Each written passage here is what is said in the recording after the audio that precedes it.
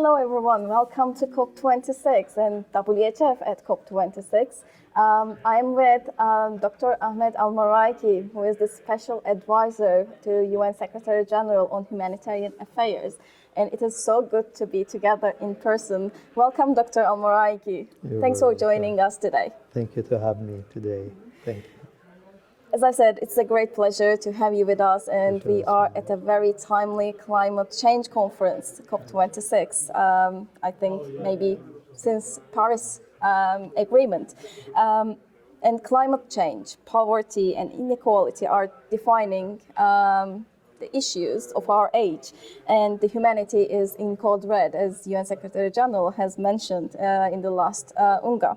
What is your theme of participation to COP26, and what makes this COP26 different than others? Well, thank you for this question, and thank you also to have me today in this chat. I think what's happening, the delay of holding also the COP26 due of the pandemic, it's put actually more pressure on the country to to demonstrate the commitment for the climate change.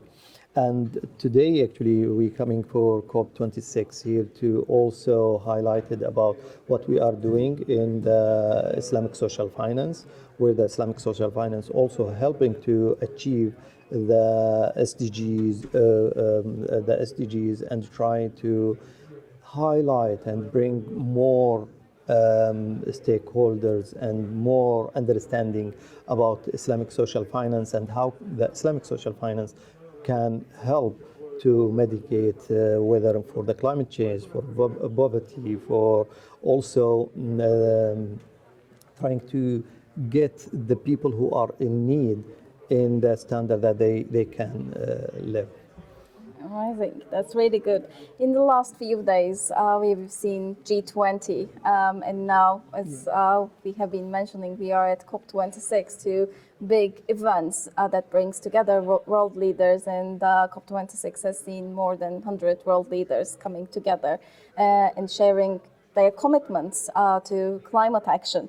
What is your message to the world leaders? Yeah.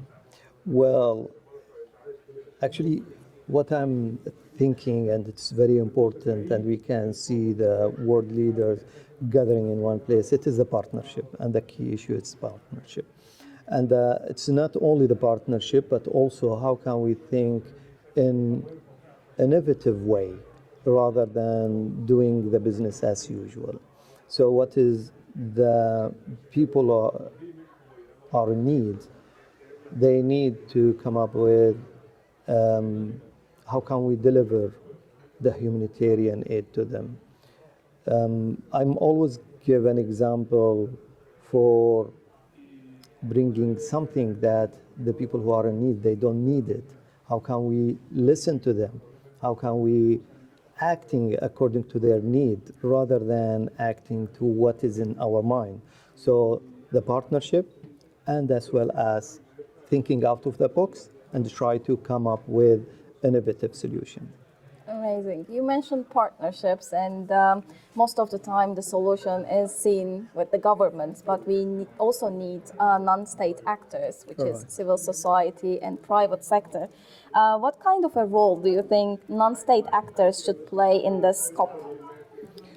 Well, I give you an example for a global humanitarian action executive alliance, that where we are a group of companies try to engage with the UN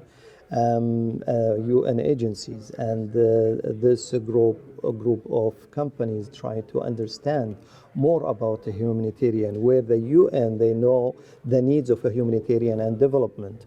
So what we are trying to do, how can we bring that know-how from the private sector and try to get the benefit from the expertise from the private sector, and trying to use and utilize this asset. I consider this as an asset, that how can we use this asset to deliver our aid to the people who are in need.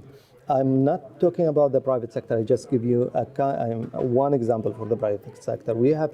All sectors have to come together and try to put everything on the table, because I'm thinking we have to find a comprehensive and holistic solution rather than working individual. Because once we are together, so the private sector have their own and their kind of expertise, and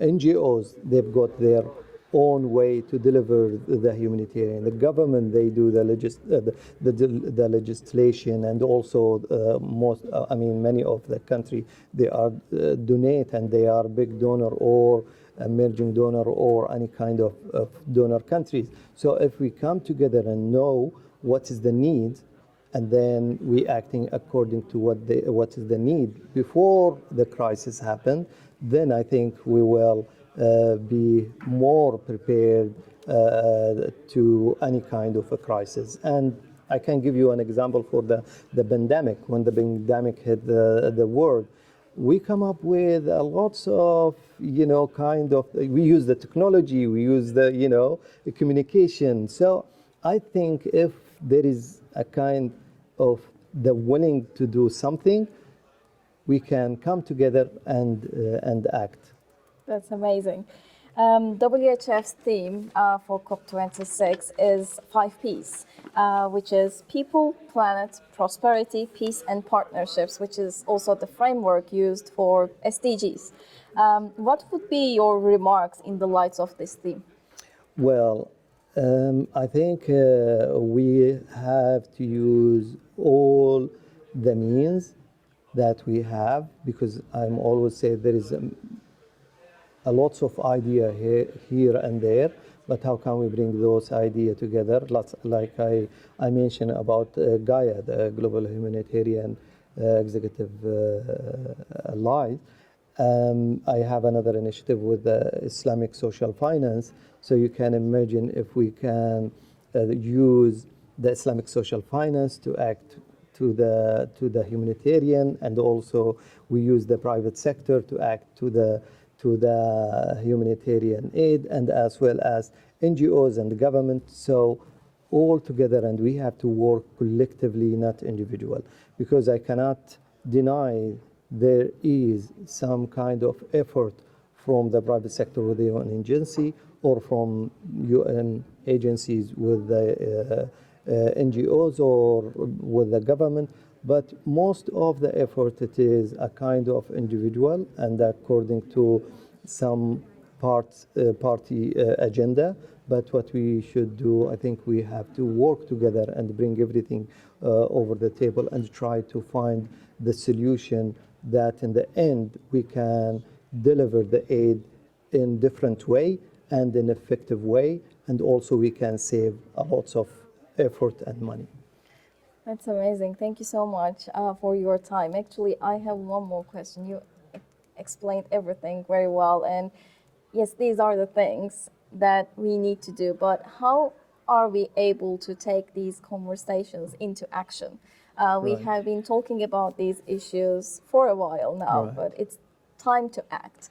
So what is your message of action? How can we make these reality? I think what you are doing in humanitarian and the World Humanitarian Forum is to just let the other hear what you are doing, and then I think the action coming when if there is a will, because if there is a will, there is a way, as we always say. So I'm actually. Congratulate you for what you are doing in the World Humanitarian Forum, and this is what we need. We need to have this kind of dialogue, because many of the people who want to help and to work in humanitarian, they don't understand what is the humanitarian and how they act. I think when we highlight how we will act, and bring everyone on the same table and open dialogue and conversation, I think then we will find the proper solution and we will act. As I mentioned about Gaia or Islamic social finance, we started to open dialogue with the other. They are hearing. As I always remember when one of the company said, look, we are hearing and we are acting, but we want you to be there when we want to act, because this is what we need to do, to highlight the most important humanitarian crisis, and also we have to bring the expertise to discuss with them what is the best way to act. Amazing. Thank you so much once again for being part of this conversation in WHF at COP26. And we look forward to carrying the conversations to be able to act. Thank you. Thank you for having me today. Thank you. Thank you.